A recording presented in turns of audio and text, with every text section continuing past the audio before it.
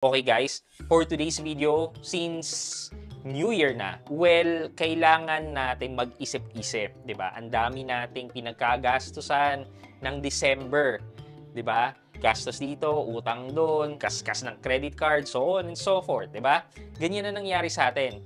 Well, gumising ka na kasi ito na ang reality. Kailangan na nating magbayad ng mga utang. And iset nyo yan sa goal nyo this year, this 2024, na kailangan makapagbayad kayo ng mga utang nyo or makapag-close kayo ng mga loans nyo. So, para makatulong sa inyo, samahan nyo ako, pag-usapan natin 5 tips na pwede nyong sundan sa pagbabayad ng mga inutang nyo or inutang natin. So, samahan nyo ako, sit back and let's discuss coming right up.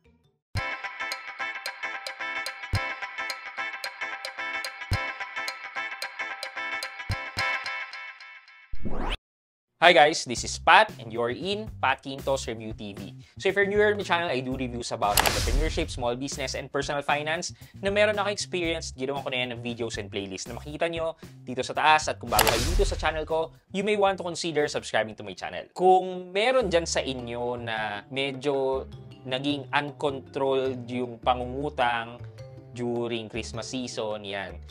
Well, malaking tulong to sa inyo. And for those naman na nahihirapan magbayad ng utang or mag-manage ng finances nila, you may want to watch this video as well.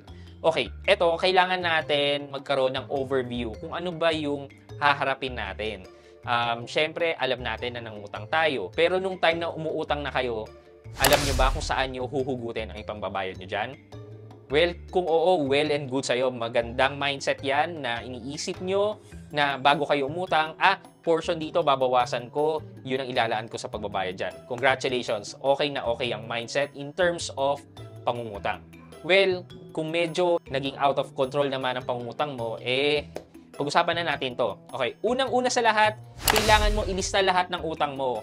And tingnan mo lahat ng credit card statement mo, lahat, as in lahat, ilista mo sa isang papel. O kung computerized yan, ilagay mo sa isang Excel. And then, check which do you need to prioritize first. So, meron kasing mga utang na may hirap mong i-list prioritize. For example na lang, meron kang home loan, meron kang car loan, di ba? Parang ang hirap naman na hindi sila yung i-prioritize mo. Kasi pag na-default ka sa payment ng home loan mo o kaya ng car loan mo, mai-elite yan.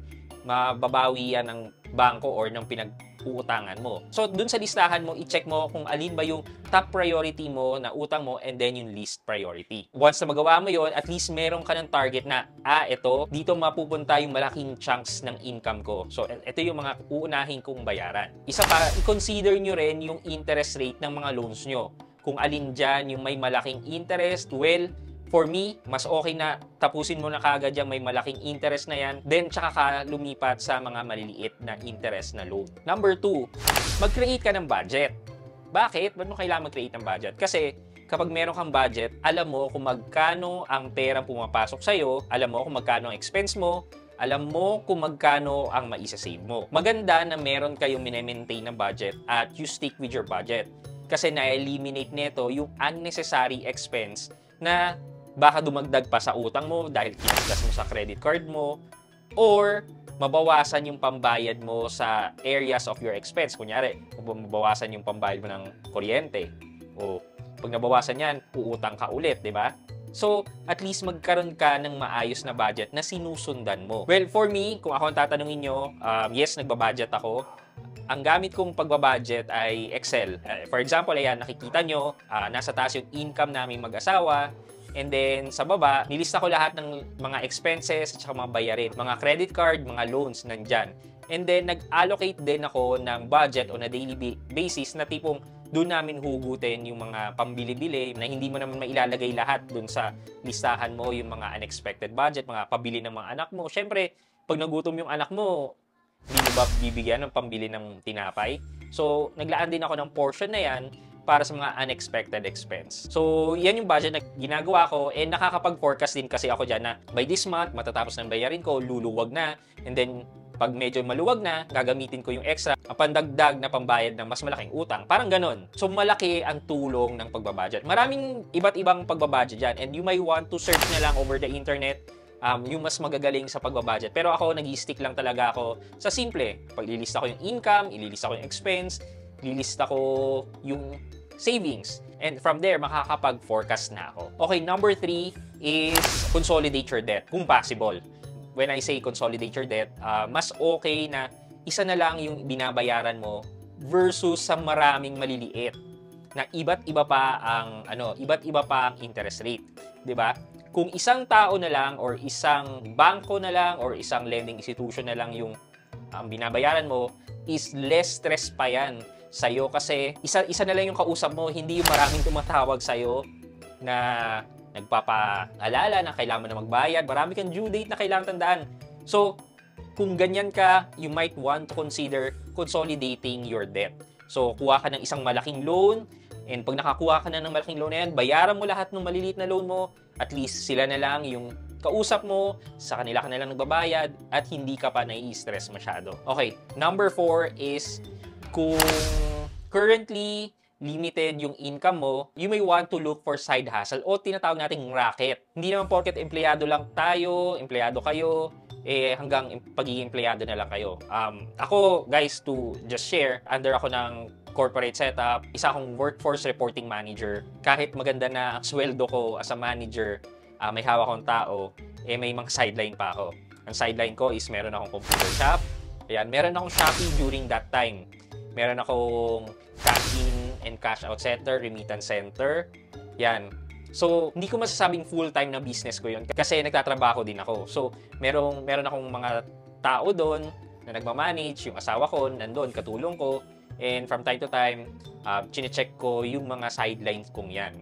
Lalo na yung Shopee, na dati ako talaga nagbabalot, so on and so forth. 'Di ba? Hindi ibig sabihin na mataas na yung sweldo mo, hindi stick ka na lang doon. You may want to look for additional source of income kasi hindi maganda na nasa isang basket lang yung source of income mo. At pag nasira yun, nawala, nga na tayo. Di ba? Umalis ako sa corporate setup, hindi ako nahirapan kasi meron pang bumubuhay sa akin na iba't ibang source ng income ko. So, kahit may bayarin ako noon na, ano ba yung bayarin ko noon? Credit card pa yata noon. Kahit wala akong regular na income, well, kayang suportahan ng mga side hustles ko o mga racket ko after ko umalis ng corporate setup. Last but not the least is adjust your spending habits. So, alam mo na kailangan mo na magbayad, kung magastos ka pa rin na tao, well, hindi ka makakasunod sa budget mo. So, kailangan mong i-adjust yung way of living mo. Paano mo i-adjust?